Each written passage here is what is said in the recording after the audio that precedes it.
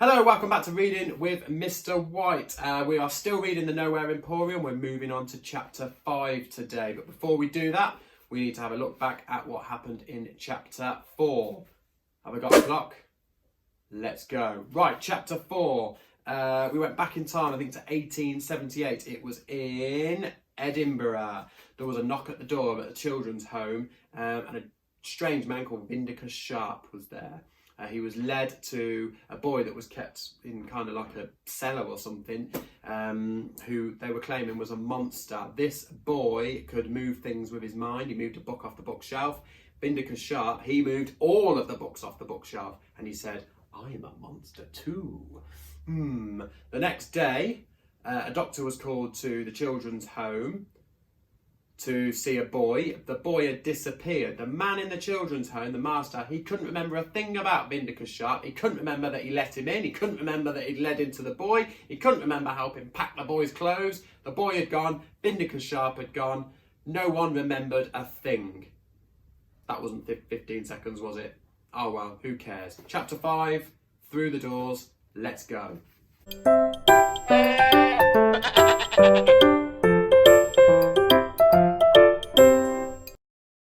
Daniel's eyes cracked open a fraction. He screwed up his face at the sunlight flooding the room.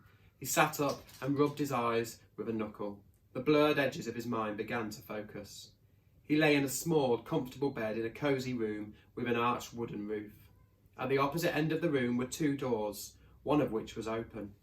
Through the open door, Daniel could hear the sound of a bird song and the babbling whisper of running water. He shuffled to the edge of the bed, swung his legs from beneath the thick duvet. His bare feet sank into a deep carpet.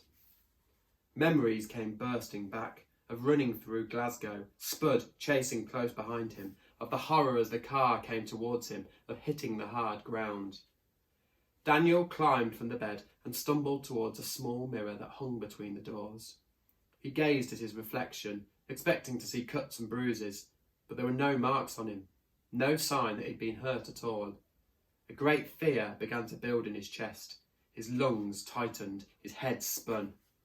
What if he had been hit by a car? Am I dead? He did not have time to contemplate this question because a flicker of movement drew his attention to the window, and he realised that a girl was staring at him through the glass. He stumbled backwards as she moved to the door. She stood in the doorway, brushing long, wild curls from her grey eyes. She looked him up and down, arms crossed. "Enjoy your snooze, did you?" she said. "Nice and comfy?" She looked around the room and shook her head. "Unbelievable. This is nicer than my room." "Who are you?" said Daniel. "Where am I? Am I dead?" The girl screwed up her face, took another step into the room. "Dead? What are you going on about? Why would you be dead?" Daniel blinked. But I was standing right in the middle of a busy road. A car was going to hit me." The girl tapped her foot on the floor. "He must have saved you. I wonder why. What's your name?" "Daniel," said Daniel. "Who are you talking about? Who must have saved me?" But the girl was already opening the blue door, the one that had been closed. "This is all very strange," she said.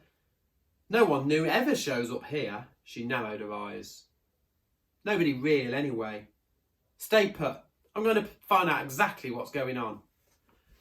And she slipped off through the blue door before Daniel could ask her name, or why she was so interested in, or what she'd meant about nobody real ever showing up. Daniel patted himself on the chest. He felt real. He certainly didn't feel dead. Then again, how would he know what feeling dead felt like? He stared at the door through which the girl had left and tried the handle. The door was locked. So he went to the second door, the open one. A hilltop view lay before him, patchwork fields and a forest beyond, under a crystal blue sky. The air was warm and sweet as honey. Daniel stepped down some narrow wooden stairs into a meadow of waist-high grass. He realised he'd been in a wooden caravan, sort of wagon he imagined travelling folk might use, or circus performers in old times. The wagon was painted a deep, shimmering blue, decorated with golden flourishes. Something struck him then. If this was all real, how could that girl possibly have left through a door inside the wagon? He was thirsty. His tongue was sticking to the roof of his mouth. He moved towards the stream, bent down and drank. The water was ice cold and pure, and probably the best drink he'd ever had. "Ah, awake, I see." At the sound of the voice, Daniel spat out a mouthful of water, spun, caught a fleeting glimpse of a dusty grey suit, and then tripped over his own tangled feet, tumbling to the grass. "Oh, very graceful," said the man in the suit. "The Royal Ballet will be knocking at the door any time now." Daniel scrambled to his feet, rubbing his elbows, and recognised the owner of the Nowhere Emporium immediately. "You? What are you doing here? What am I doing here? Am I dreaming?" The man in the dusty suit scratched his nose. His wild hair swayed in the breeze. "We're all dreaming, Daniel Holmes, in our own way. Follow me, if you will." At this, he turned and marched up the wooden steps into the wagon. Daniel hurried after him. "Wait! Where's the girl?" he asked, once they were inside. "Girl?" the man said. "Oh, don't bother yourself with her. You have more important things to think about at the moment." He opened the blue door and indicated the shadowy beyond. "This way, all will be explained." Daniel took a slow step towards the door. He peered through. "That's not right," he said. "That can't be right." Beyond the blue door was a square entrance hall, like the inside of a castle that seemed to climb up and up forever, crisscrossed with 100 or 1,000 entangled and entwining stairways, all lit by the flickering glow of torchlight. The man in the suit stepped into the hall. "Don't look so worried," he said. "Nothing can harm you in here. I checked the corridors yesterday, caught the last of the escaped lions." He wheeled away and began to stride across the hall. Daniel was unsure what to do. He watched the man in the suit, and then his eyes widened. "Lions?" he said. "Hey, wait up!" Ooh, what is going on? That's the end of that chapter. So, he woke up in a strange, old-fashioned style travelling caravan. Some weird doors in there, though, taking him to various different places. There's a girl. Who do you think the girl is? Let me know in the comments below.